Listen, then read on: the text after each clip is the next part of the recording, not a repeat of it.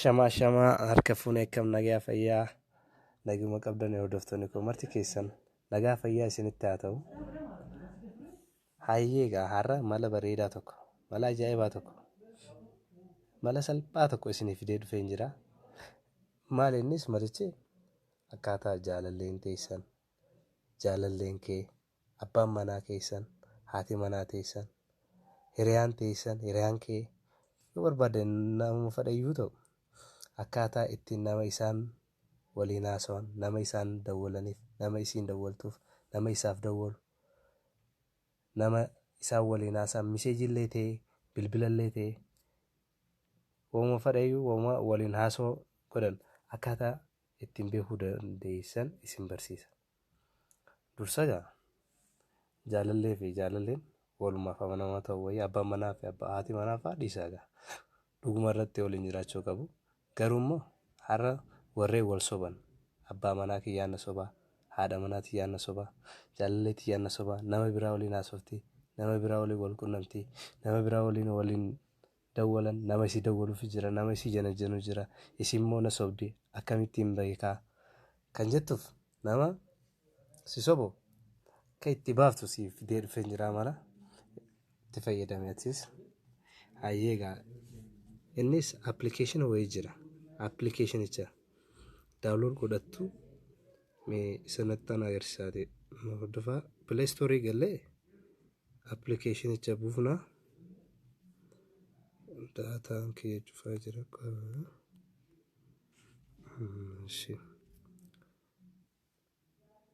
sitti barreessinu kun E2PDF ka jedhu kana irrattu itu ergas kun isinif daa kanatti kana daawunlood godhattu anaan daawunlood godhadhee jiru open jaa egaa daawunlood godhattan booda as bira dheeytu appilikeeshinicha bantu appilikeeshinicha kun akkanatti isinii bana achi booda SMS miseejii nama waliin haasa'an kontaaktii specification SMS kanneen hunda waliin qabataa kam keessaa akka barbaadan isin filatu. Fakkeenyaaf amma nama dhiyeenya kan isaa dawwalu amma isii dawwale nama isaaf dawwale yoo isin koorreessantii yala galtee kan hayxutee kana yala gallaa san baruudhaaf ergas yoomii fi yoom jidduu isin gaafata guyyaa asitti guyyaa itti gooto 2 Diseembar 2018 Diseembar 2019 guyyaan kanaan gana jidduu nama isaa isii dawwale nama isaaf dawwale nama isaa waliin haasaa nama bilbila kiyyaanaasii akkamittiin beeka akka yoo as guyyaa shakkiteessaniif as limit goota ergas kool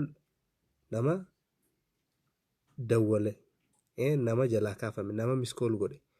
moo kan barbaada kajuuf keessaa filatu yoommoo hunda isaa nama miskool godhuuf nama dawwaluuf nama dawwalameef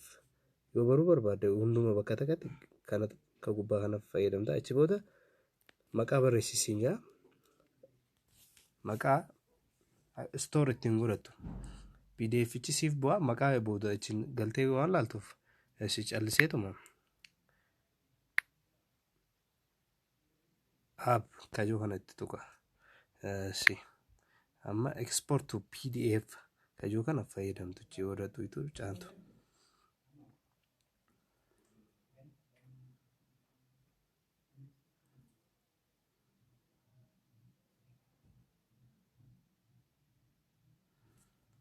file created successfully ja PDF ittiin isinii ba'ee jira jechuudha. Amma kan isinirraa eegamu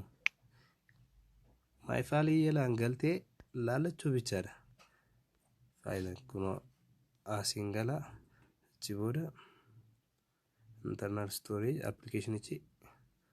maqaa isaa bira deemna kun ergas kun naaf fidee jira yoon banu PDF da as just one kun naaf fidee jira nama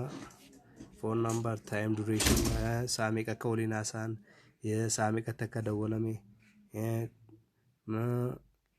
hunda isaa asiin zarazzaree jira jala deemteetuma laalu bichaadha.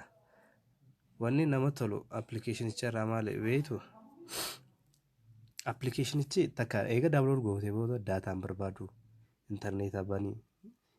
birrii na nyaataa na rakkisaa waan jiru hin jiru. Kun maal hedduu namatti tola. Isin seentanii tuma daawunlood takka godhannaan isin yookaan inni seenee nama isaa waliin haasee haqee maatii yaadna dawwale abbaa kee yaadna dawwale isuma maatirraa yoo kan isin hin jiru ta'e jala seentanii yoo ilaaltan maqaa isaanii jira immoo nama waliin haasa'ame haqamee jira. Bakka kaan haqame kana akkamiin beekna kan jette appilikeeshinicha kana piroosesii amma isin agarsiisan jala deemtanii baruu bichaadha. Garuu appilikeeshinicha kana yoo fayyadamtan waan gaariif sun waan gaarii waan nama tolchaa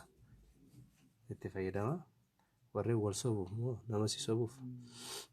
malli isaa beekamee jira jechuudha. Hayyee naaturaa nagaataa itti fayyadama ittiin bohaaraa.